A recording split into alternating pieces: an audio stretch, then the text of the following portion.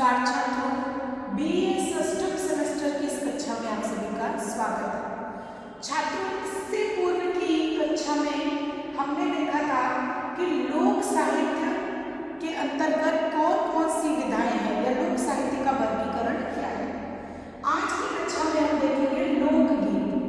लोकगीत विधा की क्या क्या विशेषताएं हैं तथा किस तरह से किस अवसर पर कौन कौन से लोकगीत गाए जाते हैं। तो सबसे पहले लोकगीत की परंपरा यदि देखें तो प्राचीन काल से प्रचलित है।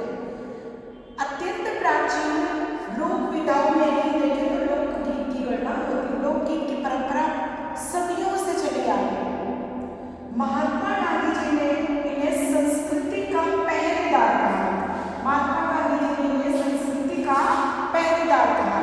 क्योंकि लोकगीतों के माध्यम से हम किसी एक विशेष सभ्यता या संस्कृति में निहित तत्वों को जान सकते हैं, उनसे परिचय पा सकते हैं। देवेश सत्यार्थी जी ने लोकगीतों के विषय में परिभाषा देते हुए कहा है कि लोकगीत किसी संस्कृति के मुंह बोले चित्र होते हैं। अर्थात किसी भी संस्कृति को जानने के लिए हमें उस संस्कृति के लोकगीत को जानना जरूरी हो जाता है।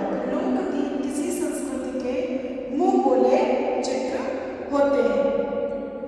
ये संस्कृति का जीवंत रूप जनसाधारण के सामने व्यक्त करते हैं। अब यदि हम लोकगीतों की विशेषताओं को देखें तो सबसे पहली विशेषता है कि ये अलिखित होते हैं। अलिखित अर्थात ये सदियों पहले किसी अज्ञात रचयिता ने लिखे थे, जो मौखिक परंपरा से पीढ़ी दर पीढ़ी आगे बढ़ते जाते हैं। लोकगीतों के अंतर्गत हमें जीवन के विकास की गाथा सुनाई देती है कि किस तरह से लोकगीतों के यदि हम वर्ग देखें तो ऋतु संबंधी लोकगीत, संस्कार संबंधी लोकगीत, संस्कार संबंधी लोकगीत जो किसी बालक के जन्म के साथ प्रारंभ होते हैं और मृत्यु पर्यंत चलते रहते हैं। जैसे जन्म के समय लोकगीत गाया जाता है सोहर, उसके बाद विवाह के समय गाए जाने वाले लोकगीत तथा यज्ञोपवीत मुंडन संस्कार के समय गाए जाने वाले लोकगीत। तो इस तरह से जीवन के विकास का ज्ञान हमें लोकगीतों के माध्यम से मिलता है।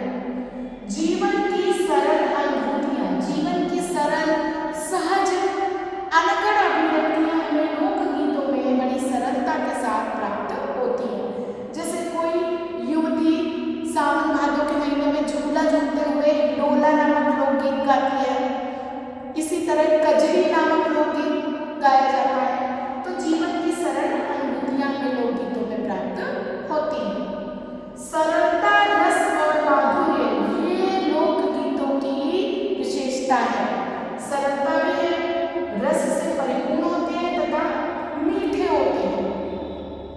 इसके अतिरिक्त मौखिक परंपरा, जैसा मैंने पहले बताया कि लोकगीत पीढ़ी दर पीढ़ी मौखिक रूप से एक पीढ़ी के द्वारा आगे हस्तांतरित होते रहते हैं। लोग सुनते रहते हैं और आगे अपनी भावी पीढ़ी को सुनाते रहते हैं।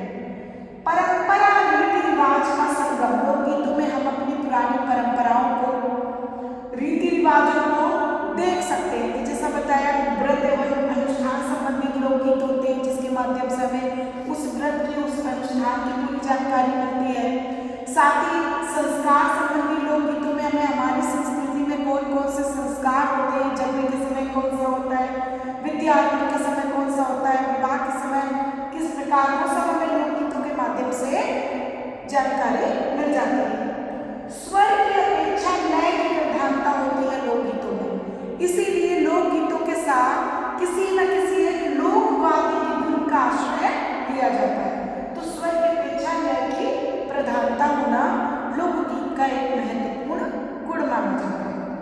अज्ञात रचनाकार, क्यों? क्योंकि ये लोकगीतों की रचना पुराने प्राचीन समय से चली आ रही है, तो इनके रचनाकार प्रायः अज्ञात होते हैं।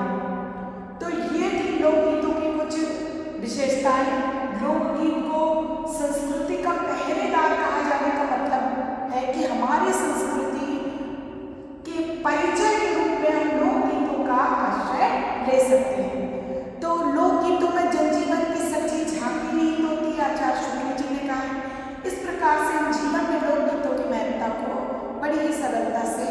माप सकते